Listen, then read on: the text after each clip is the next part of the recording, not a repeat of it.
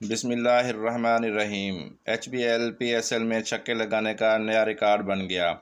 लाहौर कलंदर के opening batsman ने PSL 8 में सबसे ज़्यादा छक्के लगाने का नया रिकॉर्ड बना लिया।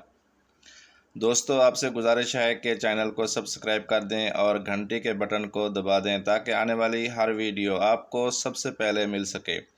तो दोस्तों, लाहौर कलंदर के बल्लेबाज फ़खर जमान ने PSL में 90 छक्के लगाकर नया रिकॉर्ड बना लिया है। फ़खर जमान ने ये रिकॉर्ड इस्लामाबाद यूनाइटेड के साथ खेले जाने वाले मैच में हासिल किया। इससे पहले पेशावर ज़ल्मी के ख़िलाफ़ मैच में 10 छक्के लगाकर 99 छक्कों का रिकॉर्ड बराबर किया था। अब कामरान अकमल 99 छक्कों के साथ PSL में दूसरे नंबर पर चले गए हैं। आसिफ अली 86 छक्कों के साथ तीसरे नंबर पर हैं।